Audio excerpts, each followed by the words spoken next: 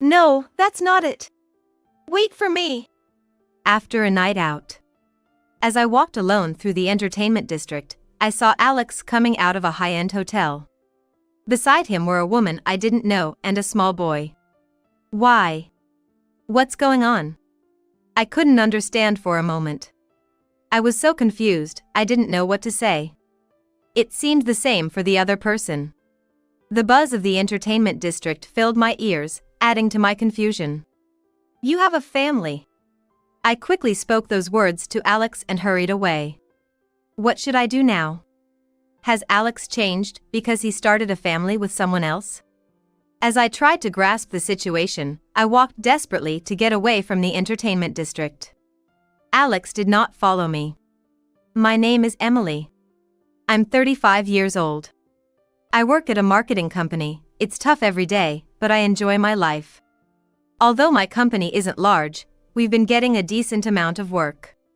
As a result, all of us, including myself, are always busy. I still enjoy my job. However, the busyness sometimes makes the whole company tense. Not many people like that kind of atmosphere.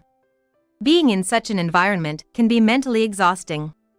During such times, my husband Alex was my support. Alex and I first met when we were in kindergarten. He was in the same class. Neither of us was shy. Playing tag, we started to hang out more. Tag, hide and seek, drawing, and playing with dolls. We played all sorts of children's games. Eventually, our parents became friends, and we started to play outside of kindergarten as well.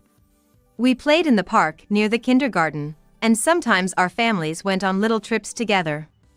We went to the same elementary and junior high school. Although we had arguments and drifted apart at times, our relationship didn't change. Just ordinary childhood friends. Nothing more, nothing less. I was very comfortable with this distance. However, that life did not last long. In my second year of junior high school, I had to move because of my family's situation. The anxiety of living in a new place, the sadness of being separated from friends. And above all, the farewell to Alex, my childhood friend, made me cry. Let's meet again someday. He probably said that to comfort me, who couldn't stop crying. But I took his words seriously. Yes, we'll meet again. Definitely. I said this through my tears. Alex looked at me with kind eyes. About 4 years later, I graduated from high school in my new town and went to a local college. I was excited to live in my hometown again, and my heart was thrilled. By this time, I had forgotten Alex's words. One day, not long after I started college, I had a shocking reunion. There was Alex, right on the campus. As soon as I noticed him, he noticed me too. Although we had grown and our appearances had changed, it didn't take long for us to recognize each other. That day, we decided to have dinner together. Because my impression of him was still that of a junior high schooler, I was a bit nervous around the more adult-like Alex. It felt like I was talking to an older man I had just met. But it seems I wasn't the only one who felt that way. No, I was surprised. You've become so grown up. Alex, you too. Alex awkwardly averted his gaze before taking a sip from a glass of water. I followed suit and took a sip from my glass. But the awkwardness was only at the beginning.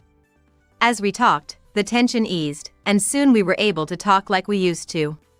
Remembering the days we used to meet every day filled me with nostalgia. From that day on, we started talking frequently again. We shared meals and assignments, and the time we spent together increased. Our relationship didn't stay just as childhood friends like when we were in junior high school. About 6 months after our reunion, we started dating and began a new relationship as a couple. Every day was very happy. I was grateful to have become childhood friends with Alex, to have gone to the same college, and to have been able to reunite. When I started dating him, I was a bit flighty, thinking it all must be fate. Looking back, it's kind of embarrassing. We graduated from college without breaking up and got jobs. A few years later, when our careers had settled down, Alex proposed to me. Naturally, there was no reason to say no. I accepted his proposal, and we were happily married. What kind of life would start now? Thinking about life with Alex, I was thrilled. However, I never imagined that getting married would lead to such hardships. At that time, I didn't think about it at all. Alex's parents remembered me and celebrated our marriage. Of course, my parents did too. The new life I started with Alex was as happy as I imagined. No matter how tired I was from work, when I came home, Alex was there to welcome me kindly. His presence became a pillar of my heart. At the same time, I often thought about being a support for him too. However, I couldn't directly ask Alex what he thought of me. Anyway, I lived my life with his help. And about 2 years later, our daughter was born. Her name is Olivia. She's really cute. Yes, she is. Every day, Alex and I admired Olivia, cuddling her in my arms. Words other than happiness couldn't describe it. Both our parents and Alex's parents blessed Olivia's birth. She really is cute. Since we rented a place near Alex's parents, they came to our room soon after Olivia was born. Alex's parents smiled at little Olivia. They must have felt happy about her birth too. Once my maternity leave ended, I started leaving Olivia with my in-laws more often. Initially, I thought about extending my maternity leave or sending her to daycare, but my in-laws offered to take her.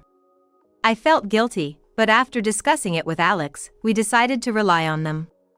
As a result, being able to leave Olivia with trusted in-laws allowed me to focus on work, for which I am grateful.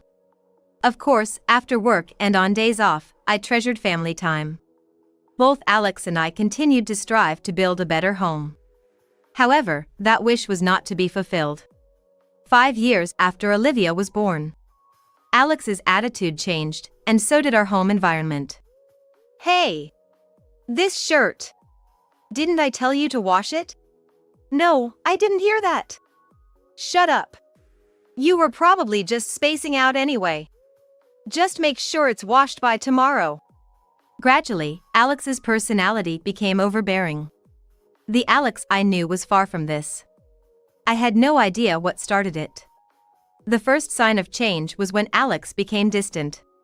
When will you be home tomorrow? Tomorrow? I'm not sure. Let me know when you figure it out. Okay. My questions were met with absent-mindedness. Often, it took several attempts to get a response. At first, I thought he was just tired from work. But as I watched, it felt different. Have you been tired lately? Why do you ask? Just a feeling. No, it's nothing. Even when I tried to talk to him, his responses were vague. There was nothing I could do if he wouldn't talk. So, I just kept an eye on him. But one day, Alex suddenly became harsh in his tone and tough on me. Are you actually cleaning properly? Cleaning? Why? I am. What? Are you really? Then why is my room so dirty? What do you mean? Clean your own room, or have you forgotten that's what we always agreed on? I didn't understand what he was talking about. We had agreed to mostly stay out of each other's rooms, so being suddenly asked if I was cleaning was confusing. But Alex acted as if he hadn't said anything strange and continued. That's why you're no good. Why don't you try to be more like others? Even though we agreed not to go into each other's rooms. Complaining all of a sudden? Yeah, whatever. Just take care of it later. Oh, and my shoes. The season's over, so put them in the shoebox. What? Hold on. Alex said what he wanted to and then just went out. If I cleaned the room as he said, he'd probably complain about me entering it without permission next. He could put away his shoes himself. I found Alex's demands creepy and didn't listen to them. We were supposed to share the housework since we both worked, but somehow I ended up doing it all. Alex would either lock himself in his room or laze around in the living room. If I served the food, he would complain and sometimes wouldn't touch it at all. If I have to eat your cooking, I'd rather eat cheap fast food instead. You didn't have to say that. In front of Olivia, his remarks showed no restraint. I tried to calm her, responding in a way that wouldn't scare her. But Alex wasn't listening. Shut up. That's it. I'm going to eat out. Wait a minute. Alex ignored my plea and left the table. Daddy. Oh, sorry. He is just very tired today. He's tired. Olivia seemed scared of Alex. I started thinking that it might be better to separate Alex and Olivia by getting a divorce. But I just couldn't take that first step. Is it really okay to get a divorce just like that? After all, Alex is still Olivia's father, and there might come a time when she really needs her father as she grows. Moreover, getting divorced would mean losing contact with his parents. Even if he's such a father, should he be around? I also thought about taking away her grandparents from Olivia. Despite his terrible behavior, I still wanted to believe in Alex, my childhood friend. It's laughable now to think I still wanted to believe in him. Why didn't I consider divorce sooner? I would like to confront the person I was back then. In front of his parents, Alex behaved well. He was always a good boy. Kind to me, not his usual self. Seriously, Emily is amazing. She's a great cook and so thoughtful. Oh, really? He probably acted better when going to his parents' home. It suited his purposes. But sometimes he slipped. Emily, bring me some booze and snacks. This isn't enough. Hey. What? That's no way to ask someone for something, whether you're drunk or not. His mother wouldn't miss that. She thought of me and firmly admonished Alex. Oh, sorry. Alex, unable to defy his mother, apologized sincerely. When he slipped, it was usually when he was drunk or during meals. I think he just let his guard down purely. However, his attitude at home didn't change at all, so it felt like his apologies were meant for his mother, not for me. He seemed to do whatever he wanted, unchanged. Even when we went out as a family. Alex didn't look happy at all, just bored. Hey, could you try to look a bit more cheerful? Olivia is feeling uneasy, you know? Huh? I don't care. Let her worry on her own. Why would you say something so awful?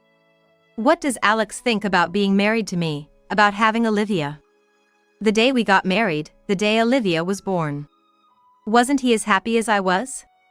I just couldn't understand what Alex was feeling. His behavior only got worse afterward. The food is terrible, do the cleaning, show me some respect. These demands were becoming frequent. What is he even saying? It was frustrating. After half a year of living like this, I suddenly felt that I couldn't do it anymore. I couldn't stay with Alex the way he was. I thought it might be okay to use some tough measures to change him, or if that didn't work, to get a divorce. Hey, Alex. Huh? After Olivia went to sleep, I started a conversation with Alex. Hey, Alex, you've changed a lot from before. What are you talking about all of a sudden? You used to be kind. If you have something to say, just say it clearly. I'm not free, you know. Saying that, Alex turned his attention to his smartphone. He seemed to be playing a game. Am I too narrow-minded to think he could stop playing games while someone is talking? I'm thinking about a divorce. As soon as I mentioned divorce, Alex's demeanor changed. What? Divorce? I've been thinking that it might be impossible to continue with you. I would reconsider if you changed. It's also having a bad influence on Olivia. Sorry. I really am sorry. I'll change from now on. Desperate to avoid a divorce, Alex clung to the idea. Is he really saying he loves me and doesn't want a divorce, or does he just like being married? Even in this situation, I can't help but think that I've completely lost my ability to trust people. Okay, I won't divorce you right now. Instead, will you sign the divorce papers? The divorce papers? Don't you think I'm serious about wanting a divorce? Plus, without doing this, things might remain ambiguous. Ambiguous. Alex repeated my words, seemingly deep in thought. Then, taking a deep breath, he said, "All right. I'll sign the divorce papers." If you do anything to destroy our family again, I'll file them immediately, okay? Yeah. Got it. I handed Alex the already filled out divorce papers. Seeing them, his face went pale. Here, this is okay, right? He signed the divorce papers with trembling hands and handed them back to me. I'll change. Yes. He didn't look his usual domineering self, but completely remorseful. I thought maybe I could trust him a little longer. From the day he signed the divorce papers, Alex's demeanor changed drastically. He became kind and cheerful, like when we were first married. All right, Olivia. How about you sleep with Daddy tonight? With Daddy. He began to interact with Olivia as a father should, and I felt relieved. It seemed that being confronted with divorce had a significant impact on him. However, this life didn't last long. The family we had built fell apart easily due to Alex's secrets. The complete breakdown of our family happened the night I went to a work-related party. Swept up in the atmosphere, I felt slightly intoxicated even though I hadn't drunk any alcohol. Considering Olivia, I decided not to go to the second round of drinks and headed home after the first. Trudging through the entertainment district, I tried to hail a taxi. Just as I passed a high-end hotel, a familiar man came out. It was Alex. Beside him were an unknown woman and a small boy. Why? What's happening? For a moment, I couldn't comprehend. Confused, I didn't know what to say. It seemed the same for him. The hustle and bustle of the entertainment district filled my ears, adding to the confusion. You have a family. I quickly spoke to Alex and hurried away from the scene. No, that's not it. Wait. I walked away from the entertainment district as fast as I could, hearing Alex's voice behind me. What should I do now? Did Alex change because he had a family with someone else? No matter how much I thought about it, I couldn't grasp the situation.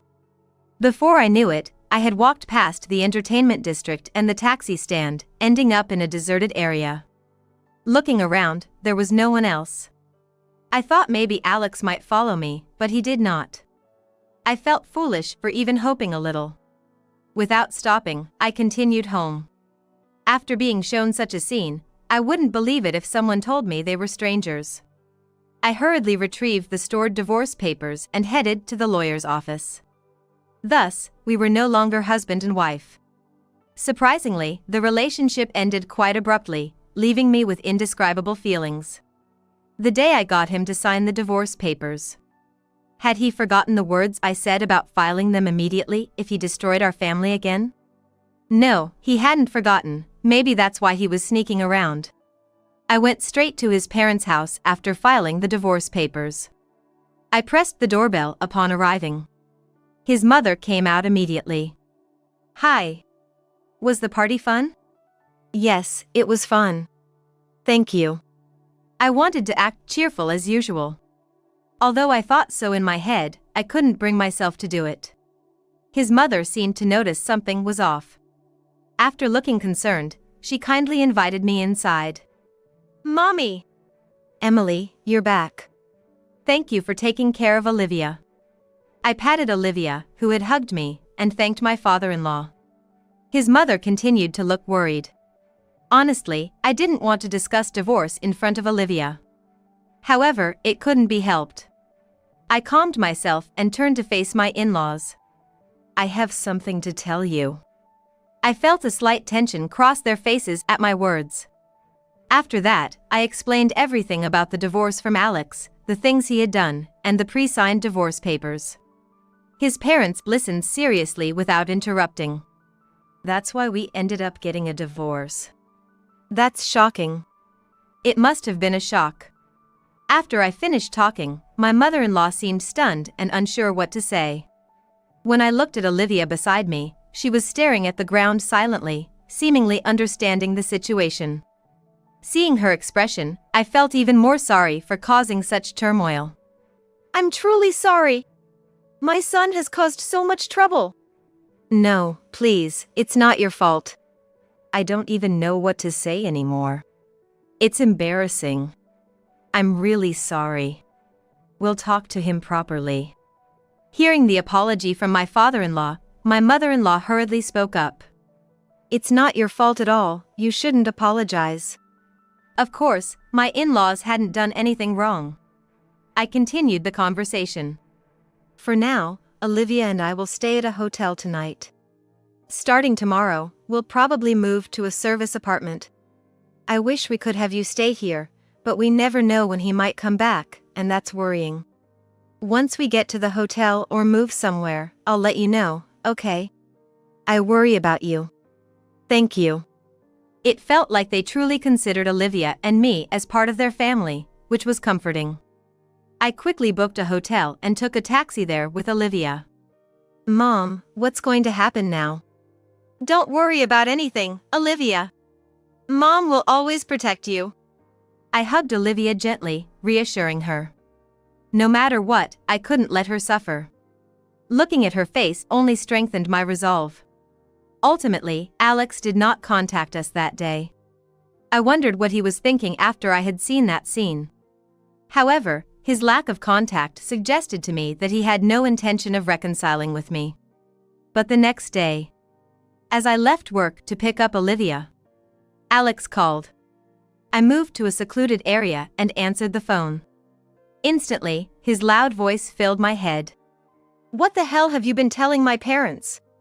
And you've already filed for divorce, what does that mean?" It seemed my mother-in-law had called Alex in anger. "Everything I told your parents and the filing of the divorce papers are true. At this point, there's no need for lies. Who are that woman and child with you? Don't tell me they're nobody. That's irrelevant now. Why do my parents know about our situation? It is relevant. I only told your parents when I went to pick up Olivia. You might have wanted to keep it hidden, but it's too late.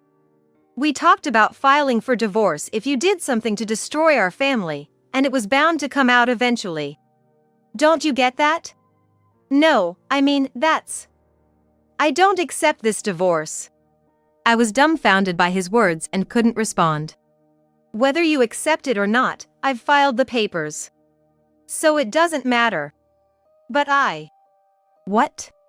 Do you still have something to say?" If not, that's it. "Wait. I want to explain about the person I was with that day." It seemed he wanted to justify himself. I had asked him about his relationship with the woman, but hearing it now wouldn't change my feelings. However, this could be the last chance to talk to Alex. Okay. I agreed to listen to what Alex had to say, curious about his final words. Later, I went to the restaurant Alex had booked for our discussion. By this time, we had moved out of the hotel and into a condo, starting a new life with Olivia. I felt a bit more settled. When I left Olivia at my in-laws, I explained the situation about the discussion. "Are you sure you'll be okay alone?" Yes. It's a private room, but it's still a public place. If anything happens, I'll ask the staff to call the police immediately. "Please do that. And let us know if anything else happens. We are on your side, Emily." I genuinely appreciated my in-laws' support. I arrived at the restaurant a bit early and was shown to a private room. Just in case, I turned on a recorder and tucked it into my bag. A few minutes later, the door to the private room opened, and Alex and the woman entered. "Oh, you're already here." The woman by the door smirked triumphantly. "Wow, I've seen your photos, but you're really ugly." "Hey! Sophia!" Sophia, the woman Alex had cautioned, showed no sign of remorse. "Come on, let's get this discussion started." "Yeah, right." But I remained calm, urging me to start quickly. The meal we had reserved began to be served, and the atmosphere was indescribable as we started eating. After the courses we had reserved were served, we began to eat amidst an indescribable atmosphere. Sophia seemed to be enjoying herself, while Alex appeared uncomfortable as they both started on their meals. A few minutes into the meal, Alex initiated the conversation. "Emily, I'm really sorry." "For what? Just apologizing like that doesn't explain anything." "Well, what?" You don't even know what you're apologizing for? Are you that clueless? Sophia continued to provoke us as Alex seemed bewildered. I had no energy left to rise to her bait. Even if you suddenly apologize, it's not clear, right? Maybe you're apologizing for eating my ice cream a month ago? That's impossible. What are you even thinking? Do you even know what Alex is apologizing for? Well, that's... See, you don't know either.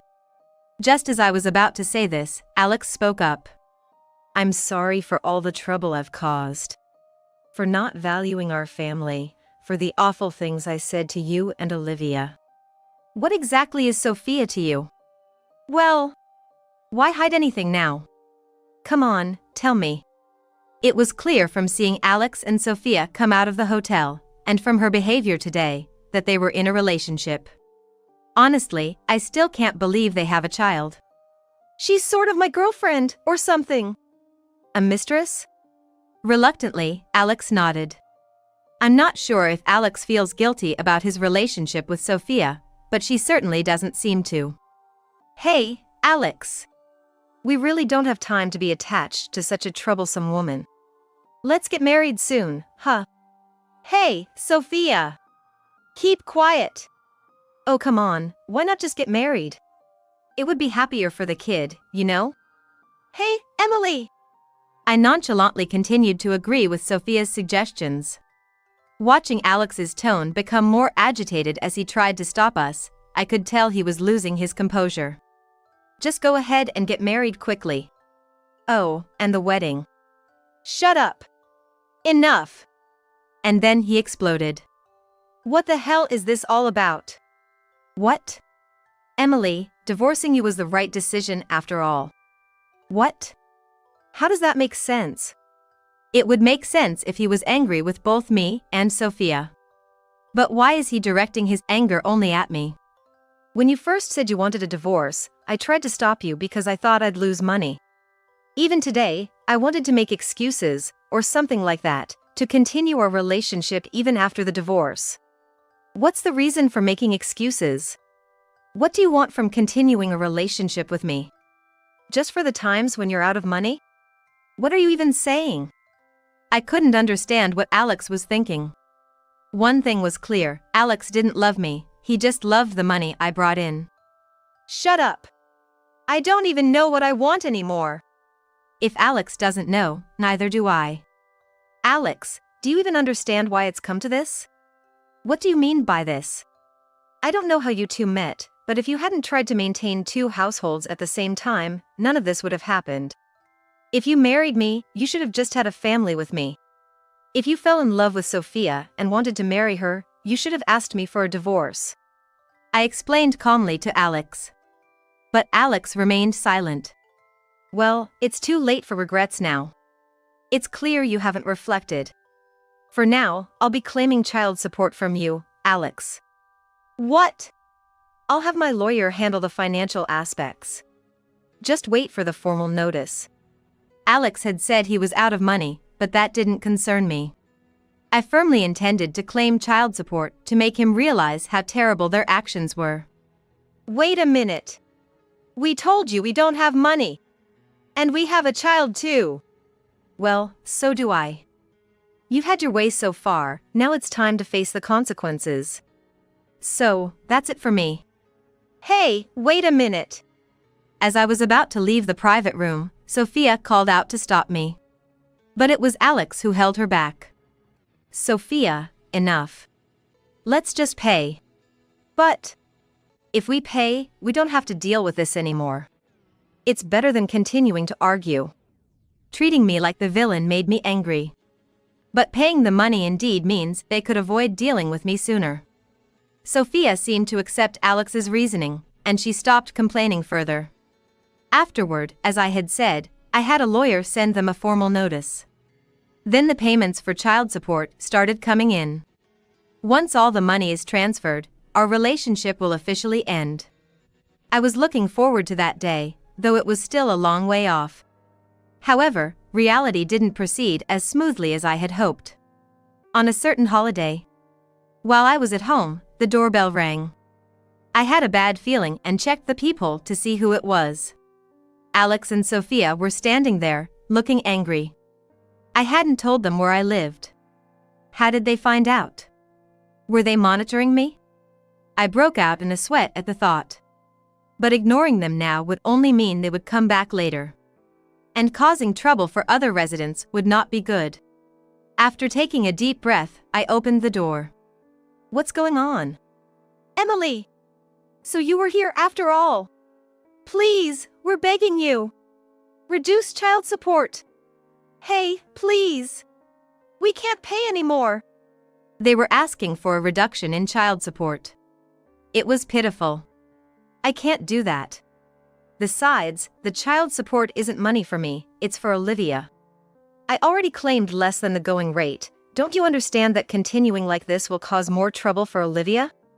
But we have a child too. You should figure that out on your own. I mean, that's your child that you had on your own, right? I'd really rather you didn't drag us into this. What did you say? As expected, Alex became angry. He was probably upset by the part about having the child on his own, but it was the truth. Basically. But from the look of things, he wouldn't leave until I agreed to reduce the payments.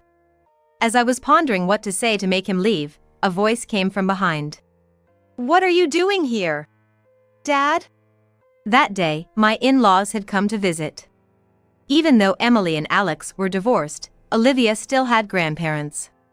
And because my relationship with my in-laws was good, they continued to visit. I thought you were arguing, and here you are. Why are you here? We just came to ask for a reduction in child support. My father-in-law was visibly angry with Alex and Sophia's attitude. First of all, why are you here? Emily didn't tell you, did she? That's none of your business, is it? Then I'll ask. How did you know about this house? Well, when I rephrased the question, Alex fell silent.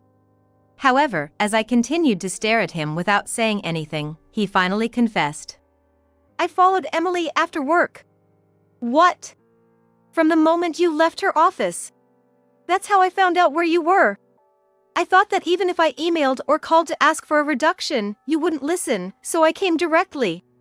I was stunned. I couldn't believe I had been followed. Unable to find the words, I was speechless. But my father-in-law stepped in. You followed her?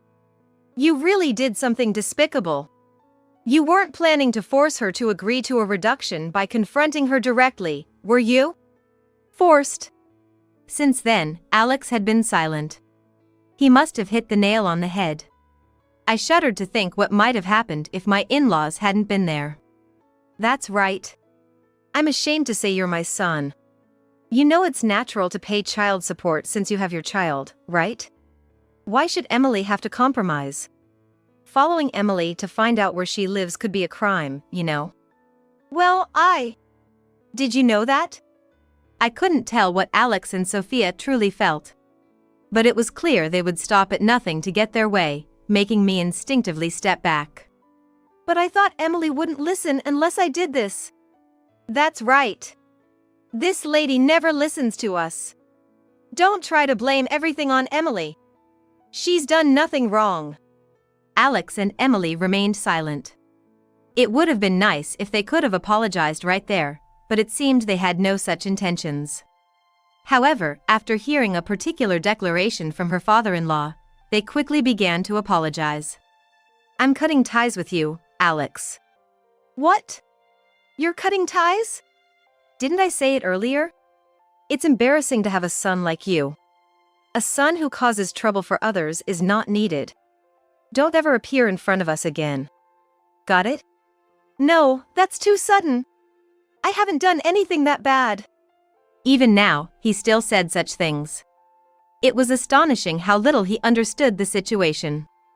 Come on, don't say that. Look, Emily, say something. You think I'm going to defend you now? That's really funny. Even in this situation, your head is in the clouds. I almost admire that. What's with that tone? Alex is just saying normal things. What? Normal things? Don't make me laugh. What your father is saying is perfectly reasonable. Although they looked like they wanted to say more, I continued without concern. Anyway, don't appear before me again. I will definitely not reduce anything. With that attitude, I'm even less inclined to reduce it. That's not right. It is right. If you understand, then leave right now. Don't come here again. If you do, I'll call the police. We are strangers now. Perhaps overwhelmed by my firmness, Alex and Sophia had nothing more to say. I physically pushed them out of the house. I thought they might throw a tantrum at the door, but they left quickly. After that, I heard that Alex and Sophia had split up. I learned of this from an email Alex sent me asking to get back together. Please, can we start over? Of course, I had no intention of accepting his invitation. I told him that if he sent similar emails again, I would forward them to my in-laws, and after that, the emails stopped. Since I no longer keep in touch, I don't know what has become of those two. But the alimony and child support continue to be paid, so they must be managing somehow. Because Alex and Sophia had discovered where we lived, Olivia and I moved near my former in-laws' home. Though technically, they are no longer my in-laws. Just strangers. But they continue to care about us. Knowing our situation, my parents asked me to move back home. But I refused because it would mean I'd have to quit my job. Olivia has her school, too. She has grown into a vibrant elementary school student who suits her backpack well. Despite the turmoil in her family environment, she has grown up healthy and straight, thanks to my former in-laws. I am reminded of how much support I have around me. I continue to work hard at my job and home life, grateful for the support. How could this happen in just 5 days? I screamed as I looked around the living room of my house. I had been admitted to the hospital to give birth, and in the 5 days until my discharge. The living room had become filled with the smell of rotting food. Unfinished frozen food was left on the desk, with the remnants of the leftovers.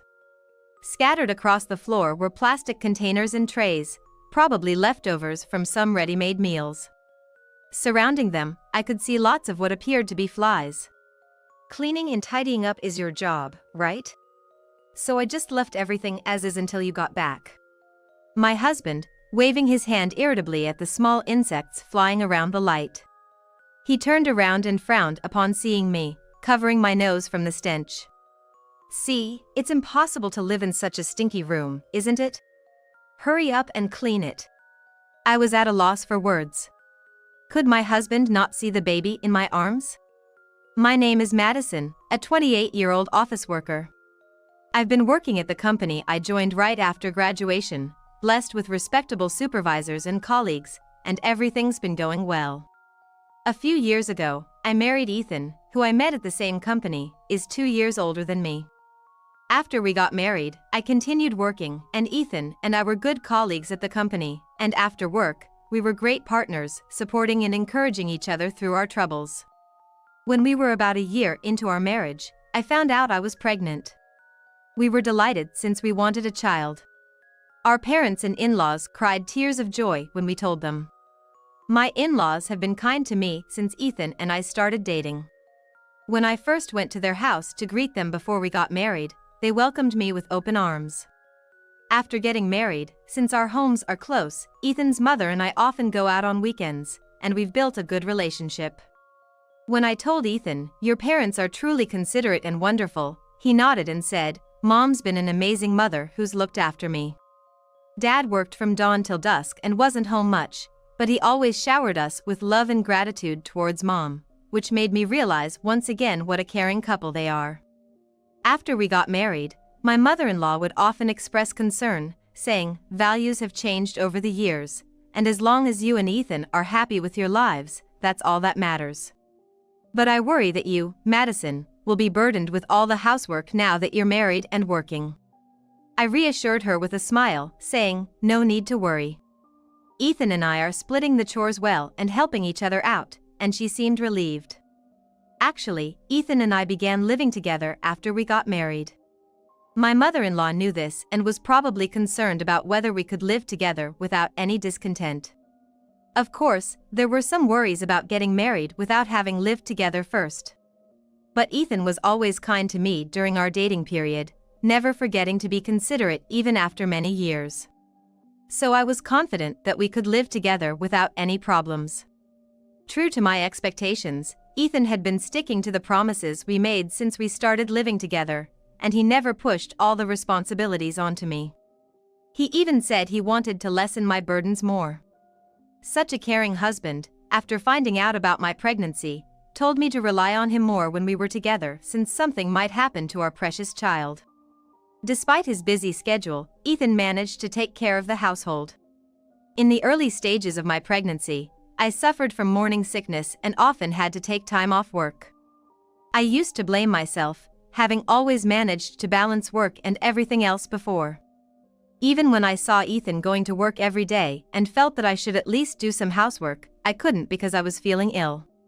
When I cried and apologized to Ethan, saying, "I'm sorry, I couldn't do anything today," he'd reassure me, "Hey, no need to apologize. I've lived alone for a long time, so household chores are no big deal. Madison, you're doing your best to nurture our baby in your belly. I can't completely understand your hardship, so let me at least take care of our home." Lately, Ethan has been very studious, buying parenting books and diligently studying every day. Seeing him like this made me realize again how glad I am to have married him. My pregnancy went smoothly, and I spent it without any worries until the birth. My parents and in-laws would come by from time to check on us, and thanks to the support of those around us, the baby grew well in my belly. As the due date approached and my belly grew, I took maternity leave and now focus on staying healthy and calm. It's tough to go out with my belly so big, but I managed to make it to my prenatal checkups while taking care of myself.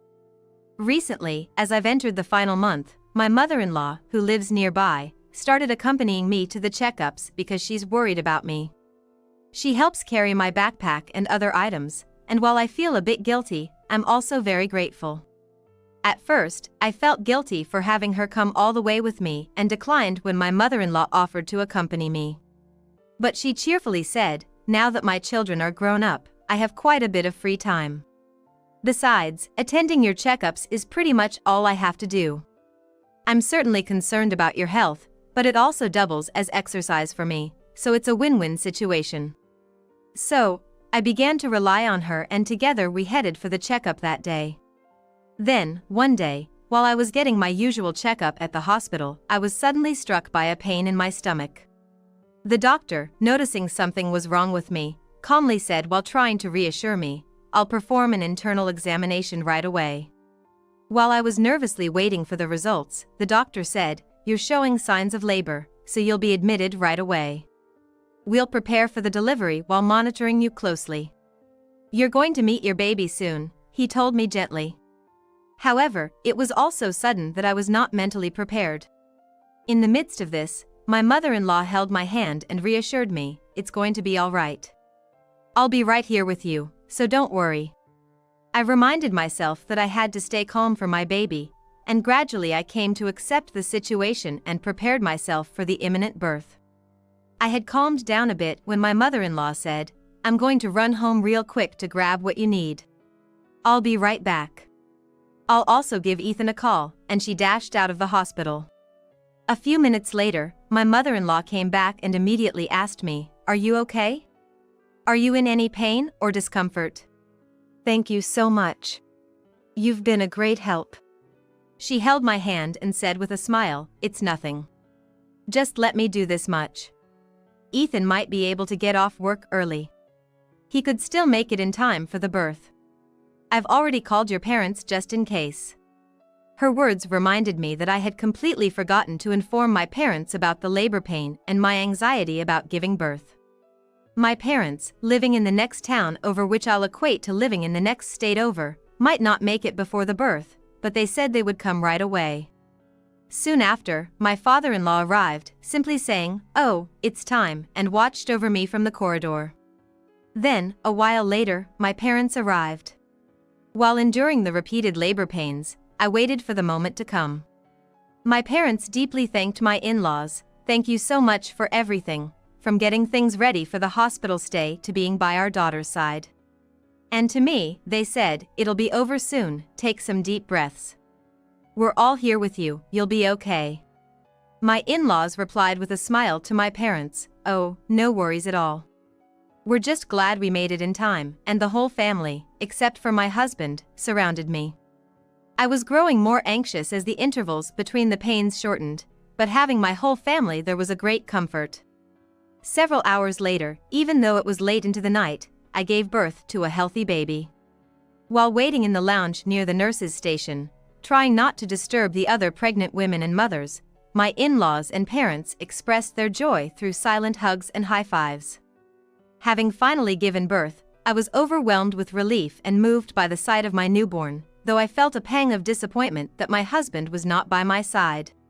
He was supposed to have left work early, and I wondered why he hadn't come, but by the next morning, he still hadn't appeared. My in-laws called my husband numerous times, worrying that something had happened, but they couldn't reach him. Even at 9 a.m., my father-in-law went to our house. But my husband did not answer. Finally, when my mother-in-law contacted my husband's office, they were aware that I had been admitted for childbirth and said my husband had left work earlier than usual. It was supposed to be a day dedicated just to me, so he took the day off, and it seems like he didn't show up at the office. After that, the whole family was in a frenzy.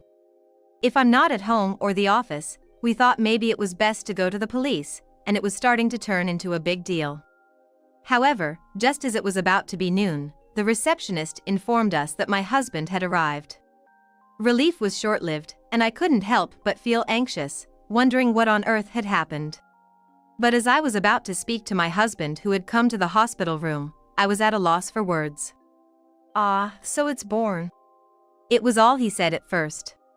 His suit was disheveled, and his hair was a mess. As he got closer, I could even smell alcohol on him. I couldn't believe he might have gone drinking at a time like this, and when I looked at him, he showed no interest in our baby, instead staring intently at his smartphone. Trying to remain calm, I asked, "What have you been doing up until now?" Ethan, still half asleep, responded, "Sorry. I just went for a drink. It was an old friend I haven't seen in a while, and I couldn't say no. I've just been sleeping until now and got here late." He didn't take his eyes off his phone during this time, so my anger finally exploded. But before that, my father-in-law grabbed my husband's shoulders. What are you thinking? It doesn't matter if it's been a while or whatever, meeting friends for drinks doesn't even compare to your wife giving birth. Why didn't you turn them down? My husband kept interrupting with "but." And it's just that. Eventually, he stopped talking altogether with a sullen face under the fiery glare of my father-in-law. After a heavy sigh, he left the hospital room without another glance at me or our baby. My father and father-in-law tried to follow him, but they couldn't keep up due to their age, and my husband never showed his face at the hospital during my stay. 5 days after giving birth, with the support of my family, both mother and child were healthy and we were discharged without any issues. As my mother and father, who had come from far away, were leaving, my mother-in-law said to them, "We're looking forward to seeing you again. Please leave your daughter to us," and on the day of discharge, she helped me get home with my father-in-law carrying the luggage. That morning, after being discharged, I texted my husband just to say I was going home, and he immediately called back. When I answered, he said, "Hey, Madison. I'm glad you're discharged safely. I'm gonna pick you up and we'll head home by car." I hadn't expected a call back from my husband and secretly hoped he might have reflected a bit. When I told my mother-in-law that my husband had called, she laughed and joked, "Well, if Ethan isn't busy, maybe he could come pick us up." I told my husband, "I was planning on having your parents send me, but I appreciate you coming to get me," and he said, "Got it. I'll have Mom and Dad head back right now." After informing them that my husband was coming to pick me up, my in-laws seemed relieved and went on their way. I thanked the hospital staff repeatedly and finished the paperwork before getting into my husband's car. He didn't apologize for before but seemed to be in high spirits as he drove. Soon we were home, and I felt like crying from the pain, even from such a short ride. Thinking about all the mothers in the world enduring this pain and persevering through parenting made me feel a little anxious. With my husband's previous enthusiasm for parenting, I had to psych myself up, believing it'll be all right. I chalked up the troubles during my hospital stay to him being tired or perhaps getting scolded by his dad more than he expected and sulking about it. I braced myself with the resolve that we would raise our baby together and opened the front door. Instantly, an appalling stench hit my nose. Hesitating to enter because of the unknown smell, my husband seemed unbothered and flung the living room door wide open. Immediately, the rotten odor of garbage overwhelmed me, making me feel nauseous. Wow, that reeks. Hey, clean this up, will you? He commanded authoritatively, a satisfied smirk on his face. I waited the 5 days you were in the hospital, so clean this up now. Can't live in a house that smells like this.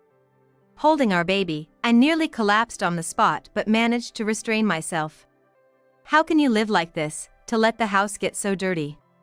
I asked, barely containing my anger, to which he nonchalantly replied that it just happened with eating and sleeping.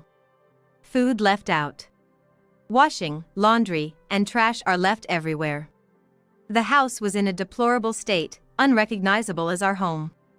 Seeing the mess, I couldn't help but blurt out, "Stop joking around. You never showed up at the hospital and you neglected all the housework. Before the birth, you used to help clean enthusiastically. Why have you suddenly stopped doing anything?" He responded incredulously, "Why should I be scolded? You love working, Madison. You worked hard even after we got married and until you took maternity leave. Housework is a wife's job, isn't it?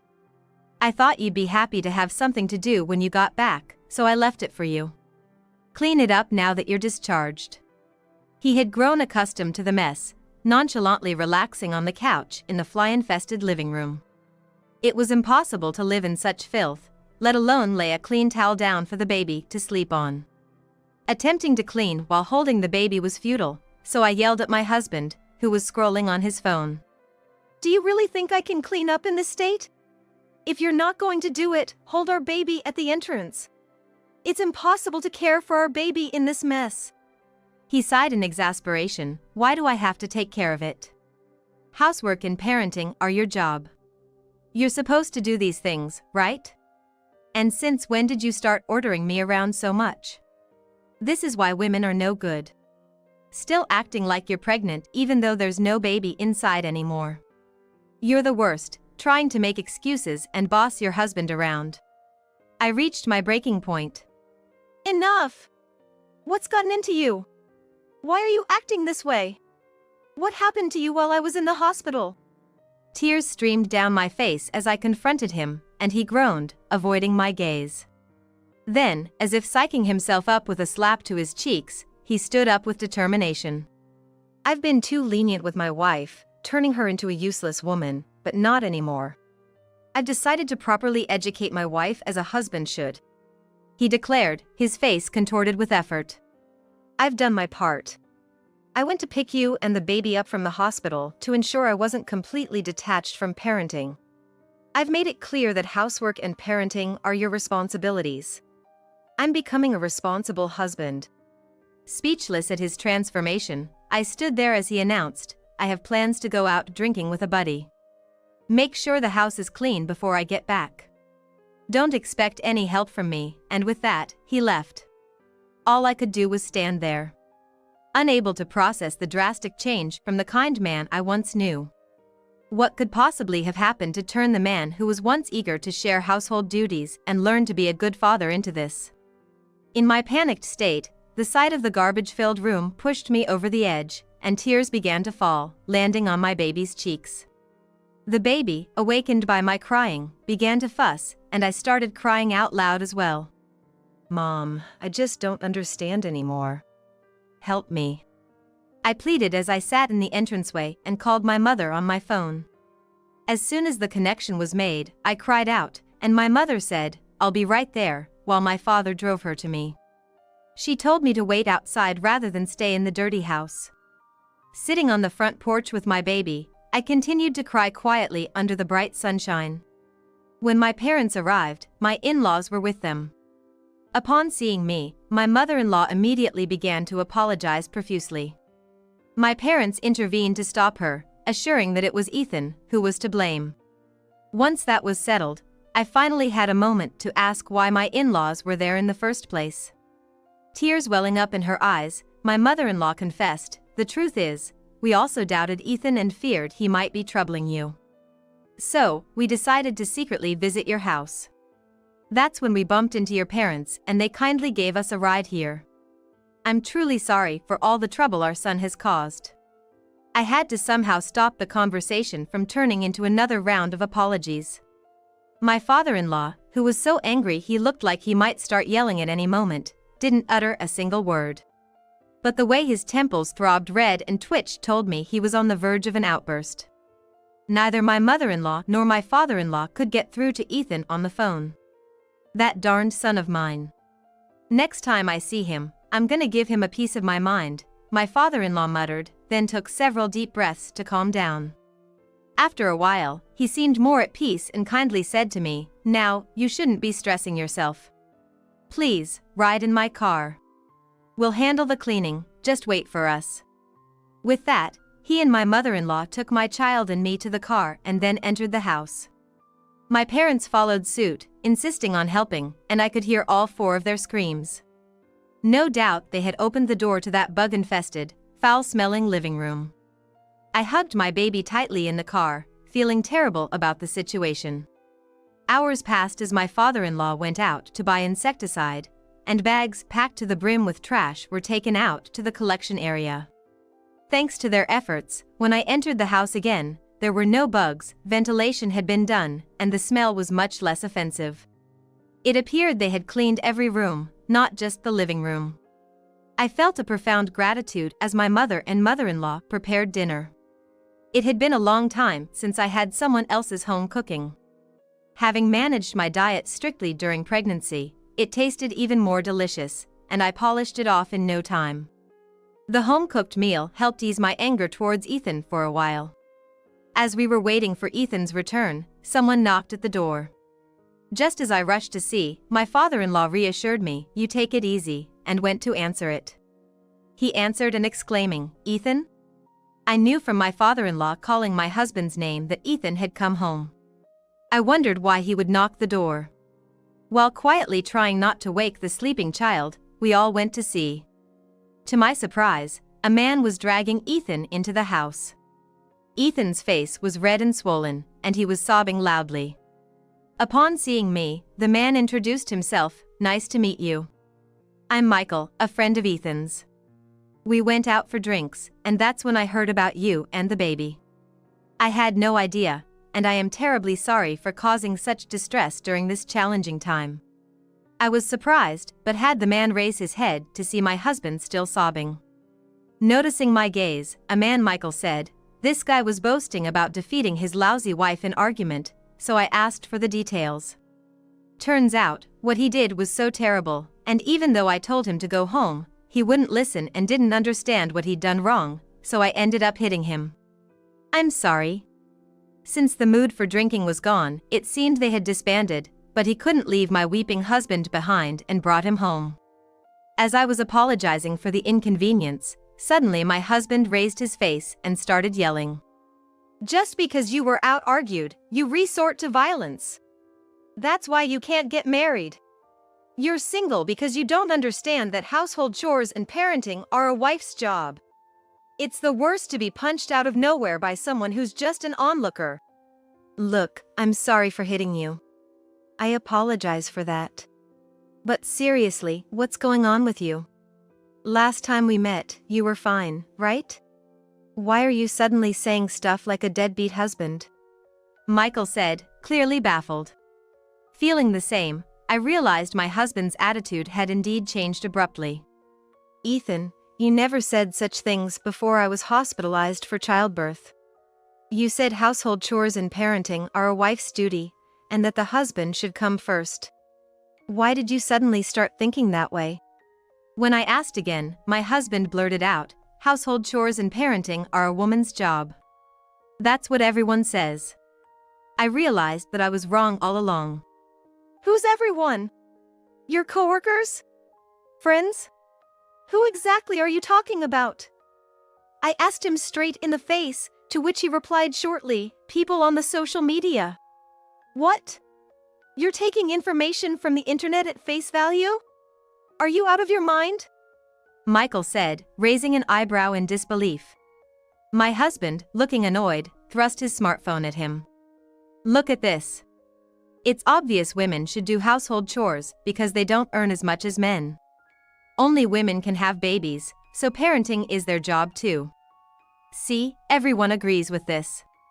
Michael screamed in disbelief after looking at the screen. You believe this website? Are you insane? Taking the smartphone from Michael, I saw a website. It was belittling housewives, filled with countless stories praising the shoving of household and parenting duties onto wives. These opinions my husband referred to as everyone's were posted on an internet forum. Summarizing my still shouting husband's story, it seems he came across such sites right before I was hospitalized, and began to think that he was just pampering his wife, being a useless husband. While alone at home during my hospital stay, he kept visiting these sites, convinced that he had been wrong. He commented about changing himself on these sites and became hooked on the supportive comments he received. As a result, my husband was dyed with the belief that household chores and parenting are women's work because women are less capable at work and earn less money. If they have a complaint, they should just earn more. Unlike me, speechless with astonishment, both our parents and in-laws were furious. It's unthinkable. We didn't raise you to be like this, they said in unison. Michael, whom my husband looked to for salvation, said coldly, I'm disappointed. I can't be friends with someone like this. As of today, I'm cutting ties with you.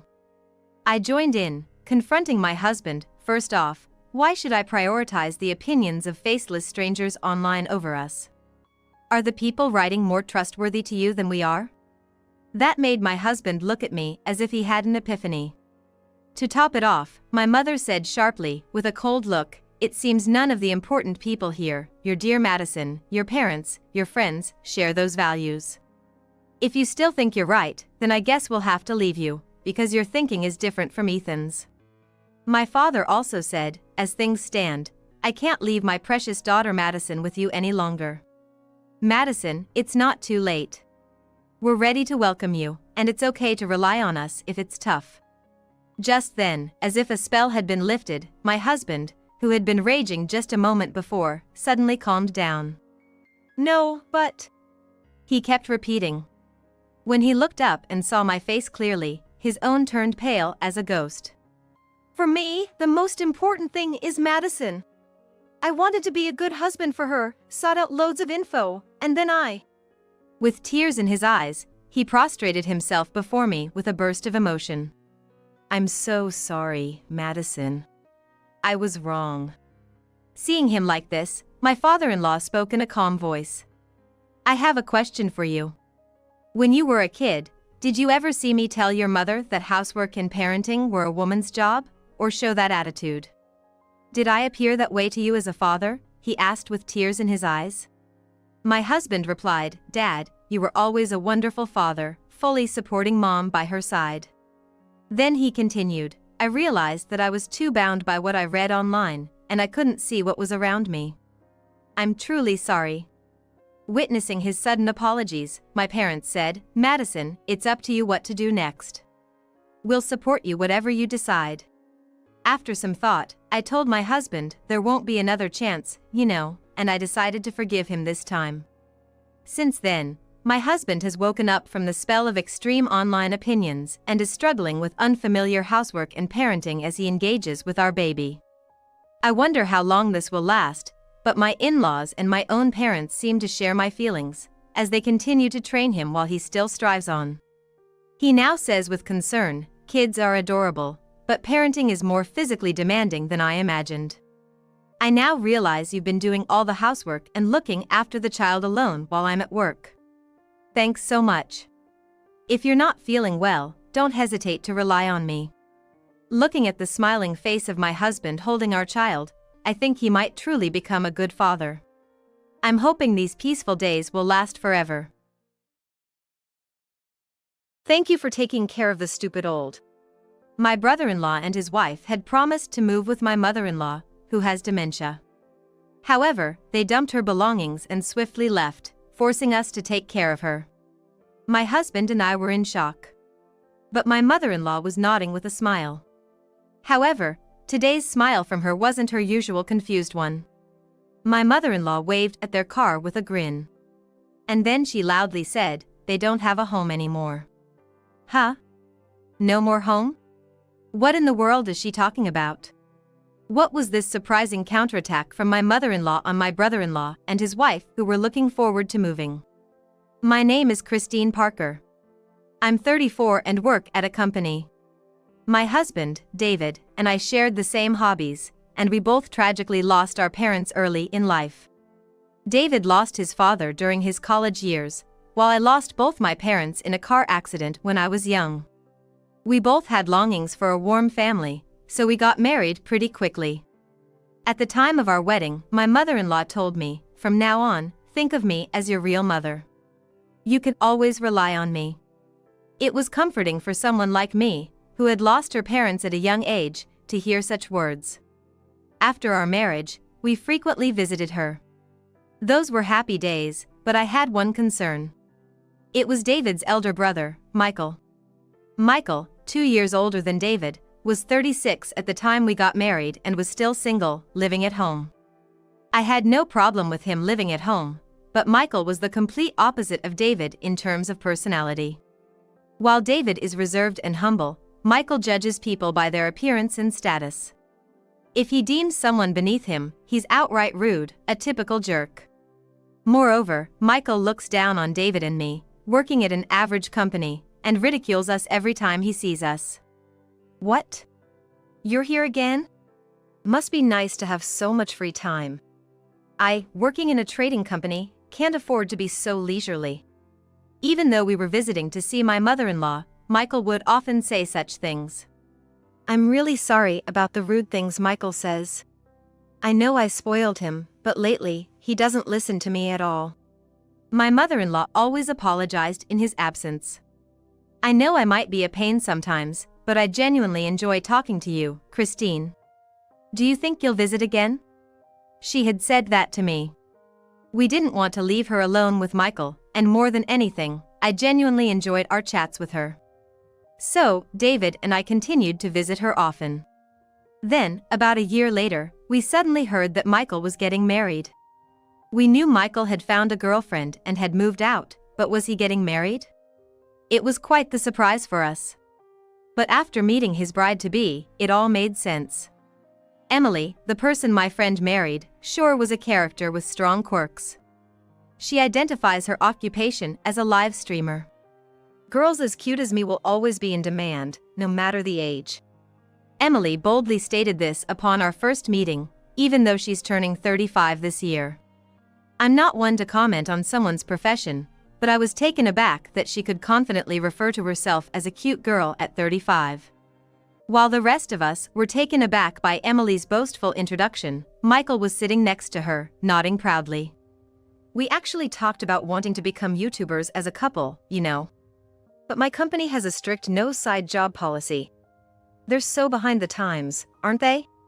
I genuinely felt relieved that my brother-in-law's company had that policy, but I wondered if it was okay for Michael to be nearing 40 and still talking like that. As we listened with a mix of astonishment, Emily suddenly turned the conversation to me. By the way, Christine, what do you do for work? I wished she'd just leave me alone.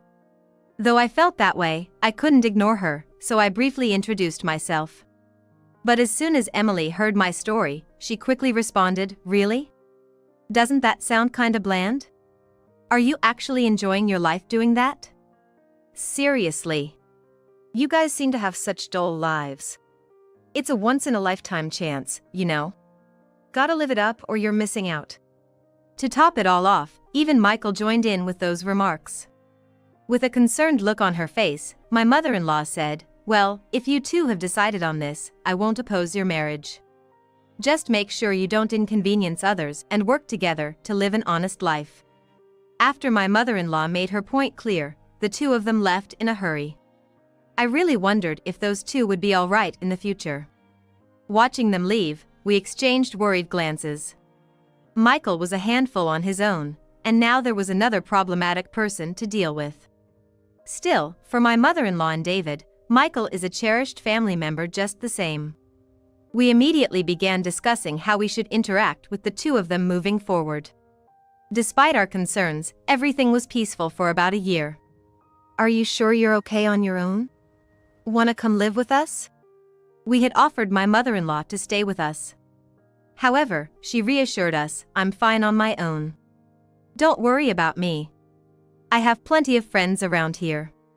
Just focus on living a happy life together. Indeed, my mother-in-law is sociable and has many friends in the neighborhood. But she's already 63 years old.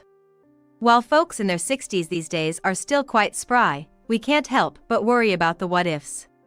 With these thoughts in mind, we visited her that day. Then, to our surprise, Michael and Emily had come over. In the year since they got married, they hadn't visited the house at all, yet now they were lounging around as if they owned the place. Oh? David, you guys are here too? What's the occasion? We come over every week. When David said that, Michael gave David a look as if he wanted to say something, but then turned to my mother-in-law and said, "All right then, take care." With that, they promptly left. What were they here for? Then, David asked my mother-in-law, but she replied, "It's nothing really." She didn't seem inclined to talk about it at all. Michael's last words had piqued my curiosity, so I chimed in, "You say it's nothing, but there must be the reason." What was that? However, the mother-in-law just gave vague answers. Please, if there's anything going on, let us know anytime. In the end, we told her that and headed home for the day. That evening, David received a call from Michael. David, it seems like you guys visit Mom quite often. Could you stop? He blurted out such a thing unexpectedly. When pressed for an explanation, he said, "You guys must be busy with work, right? Emily is working from home and will take care of Mom. So, just stop coming over." Then he abruptly hung up the phone. They've been married for a year, and after not seeing her for so long, this sudden demand seemed suspicious. What on earth is Michael thinking? Driven by our concerns, we visited her the following weekend. And, sure enough, Michael and Emily were there too. The moment Michael saw us, he looked irritated and said, "What do you want?" "I told you, we're gonna take care of Mom. There's no need for you to come." We tried to defend ourselves, but my mother-in-law's subsequent words left us speechless. David, Christine, thank you for always coming over despite being busy. But, as Michael said, from now on he will be visiting. So, you two enjoy your weekends. To our shock, my mother-in-law was siding with Michael. Hearing this, a smug-looking Michael said, "You heard what Mom said, right? If you get it, then get going." With that said, we were kicked out of the house. We couldn't believe it, but if my mother-in-law says so, there's nothing we can do. Still, concerned for her, we started calling her more often. Everything okay? You're doing well. Every time, she'd reply, "Michael is visiting, so I'm fine. But how about you two? You having a good time?" She seemed more concerned about us than herself. We're having fun, but we'd like to see you from time to time. Can we come over this weekend? I've already made plans with Michael this weekend. I'm sorry, maybe next time. In the end, she'd always decline our visits. We didn't mind what Michael said, but when my mother-in-law pushed us away, it felt like a rejection, making us a bit lonely. Then one day, after days like that, David received another call from Michael. We're gonna move, so there's no point in you coming here anymore. David was at a loss for words with the sudden news. Michael was about to hang up the phone. In a panic, I quickly asked, "Why are you suddenly moving?" Michael, with a sharp click of his tongue, replied, "You guys haven't been to the house recently, so you probably don't know. Mom's going senile. We're worried about leaving her alone, so we're building a new house and moving." My mother-in-law is becoming senile? That can't be. She was fine the last time we spoke on the phone. But Michael snapped, you only talked to her briefly, right? How could you tell from that? She's got dementia. That's what's going on. And with that, he hung up. We hurriedly called my mother-in-law and asked, are you feeling all right? Everything okay? But she simply replied, I'm fine, I'm fine. You don't need to worry about a thing. And then she hung up. What on earth is happening? That weekend, we hurriedly headed to her place. Naturally, Michael and Emily were there. You're back again? I told you not to come anymore. Michael approached us with a sharp click of his tongue. How can we just sit still after hearing such news? We're worried. I replied, but Michael snapped, shut up. However, my mother-in-law just listened to our argument with a smile and a nod. I couldn't help but look at her and whispered her name. Michael, having heard that, said, I told you. She doesn't make sense anymore. We can't leave her alone, so we're taking her in. That's our kindness. You get it? He said it with a smirk. If that's the case, we can. But before I could finish, Michael interrupted, both of you work, right? What are you gonna do with this senile old woman during the day? Don't talk about her that way. I blurted out. But, in fact, no one is home during the day in our house. I couldn't argue that point and just remained silent. I just stayed silent. It's frustrating, but maybe we have to do as Michael says for now. Feeling utterly helpless, we said, we'll come visit on our days off. Upon saying that, Emily then replied, if you come over that often, it'll be such a bother for me. I really don't like it. With her usual lisping way of speaking. The thought of leaving my mother-in-law with someone like her. I exchanged a worried glance with David, but he just looked down and shook his head. Whether my mother-in-law understood or not, she just kept smiling and said, it's okay. Later, we got the moving schedule from Michael and reluctantly headed home. Come moving day. When we arrived at the in-laws, we were told that the packing was just finished. Emily remarked, if you were gonna come, you should have come earlier and helped. Bad timing on your part, but when we peeked inside, there were still many items left. There's still a lot of stuff here. I pointed out and Michael replied, we don't want to take this old junk with us. We're gonna toss it. A few pieces of clothing are more than enough for an old lady. Both Emily and Michael were saying such things together. Hey! Stop it! When I yelled in frustration, Michael shot back, then you guys take care of her, and they both jumped in their car. As they drove off, they threw a bag containing a few of my mother-in-law's clothes out the window, shouting, good luck with the old lady. Bye. They left us with those parting words, then coolly drove off to their new place. David and I stood there, dumbfounded. Yet my mother-in-law just kept smiling and nodding. But today, my mother-in-law wasn't wearing her usual absent-minded smile. Instead, she had that sharp and slightly mischievous grin I knew so well from back in the day. As I looked at her, puzzled, my mother-in-law waved cheerfully at their car. Then she said just one thing. They don't have a home anymore. What? No home? What on earth was she talking about? Looking at David, I saw he was just as bewildered, staring at my mother-in-law. But ignoring our dumbfounded faces, my mother-in-law briskly picked up her bags and said, David, Christine, how long are you gonna just stand there? Come on, let's go inside and have some snacks. What do you mean? She just looked back at us with a smile full of glee and beckoned us to the entrance. Once inside, she explained everything to us. What we learned was utterly astonishing. The reason why they recently came to visit her house. And her scheme upon discovering it.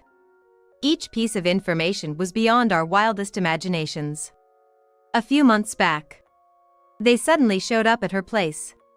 There was an instance when my mother-in-law stepped out for a bit, and she overheard the two of them having an argument. Are you sure this is really okay? Hey, keep your voice down. Feeling a sense of foreboding, my mother-in-law discreetly listened in as Michael said, that old hag must have stashed some cash somewhere. If we play our cards right and end up living with her, we can take over her assets. But I really don't want to live with your mom. For the money, we have to bear with it. If only she goes senile, we could hand her off to David. That would be perfect. We get the cash and let David take care of her. I wonder how we can make her senile. Is there a way to hasten it? It seems that for the first year of their marriage, they had a great time living together in their rented apartment. However, after a year of reckless spending, they blew through their savings, and Michael's salary wasn't enough to support them anymore.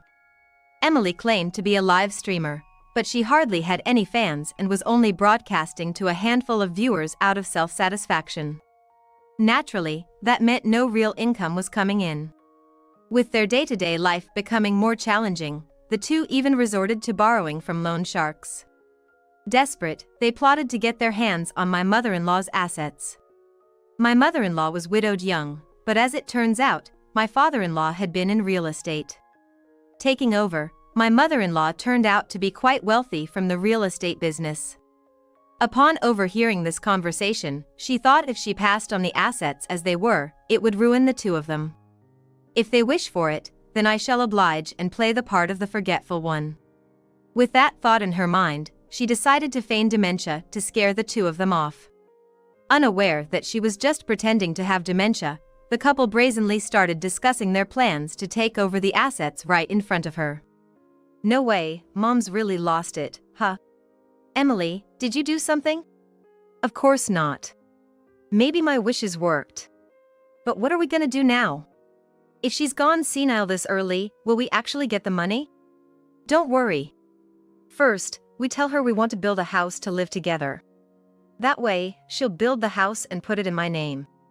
Then, we say we need extra cash and get another $100,000. I bet if we play up the dementia angle, David and the others will say we should take care of it. Once we have her blessing, we can pass her off and live it up in our new place. How about that? My plan's bulletproof, right? Yeah. Sounds awesome. But do you really think it'll go that smoothly? Don't worry about it. She's out of it, and plus, David and the others are so annoyingly righteous, it'll be fine. It's scary to think they were planning all along to dump her on us after securing the new house and the money. But my mother-in-law, even hearing this, didn't panic and continued her preparations calmly, pretending to be confused. We were like, if you had just told us. But she said, I didn't want to involve you guys.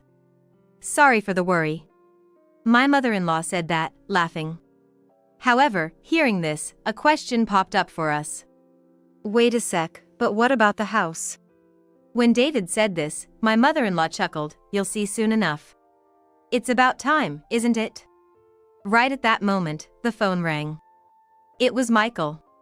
When my mother-in-law answered, he shouted, what the heck is this? Michael is yelling. They're telling me I can't live here because it's a rental contract. That's awful. You tricked us.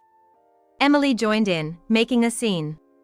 Turns out, there was more to my mother-in-law's plan. My mother-in-law had conspired with a realtor, an old friend of her late husband, to prepare the new house they had bought to be rented out instead. And today, she was waiting on site for them. Moreover, she had inflated the cost and taken extra money from them to build a large parking lot, leaving them without any money to their name. With a smile, she informed them of this. Hey! I'm the owner of this house, aren't I? What gives you the right to do this? Oh? The owner? I seem to recall paying and putting it in my own name. You were supposed to be senile. Senile? What are you talking about? As you can see, I'm as sharp as ever. Damn you, old hag! I won't forget this. You'll never be forgiven. Michael was still yelling over the phone even now. But my mother-in-law, unfazed and calm, replied, Michael, knock it off. You're an adult now. It's time to stand on your own 2 feet. Relying on others and taking them for granted, making a fool of everyone around you. That's no way to go through life. After saying that, she nonchalantly hung up the phone. Additionally, she had already arranged for the movers to deliver the belongings not to the new house but to a rental storage unit. her friend waiting at the storage facility, and she received confirmation that the belongings were safely delivered. I thought Michael's plan was diabolical, but it turned out my mother-in-law was even craftier. After that, Michael and Emily stormed into my mother-in-law's house, still fighting furiously. But since they were making such a scene when they arrived, we ended up calling the cops. And when the police showed up, Michael got violent with them too and got himself arrested for obstructing an officer in the performance of their duties. Emily, who was watching, exclaimed, "I didn't do anything," and then she just took off running. Even though Michael was arrested, he was released soon after since it was his first offense. With nowhere else to go, he was allowed to stay at the company dorm out of the company's goodwill, but the whole mess had become known at work, and he's feeling pretty small about it. But if he quits his job, he'll have neither a place to live nor any income. So, he's biting the bullet and desperately working. Emily asked Michael divorce and went back to her parents' house, but she's been disowned because of the whole ordeal, and I heard she's living and working at a nightclub now. As for me, after all that went down, I got transferred to a department at my company that allows remote work, so now I'm working from home. And so, we set up our new home near my mother-in-law's place and smoothly started living together with her. We've become really good friends with the real estate agent who helped us with the move and the neighbors around my mother-in-law's house, and now we even go out together as families. If only we had done this from the start. We chat about this, living peacefully day by day.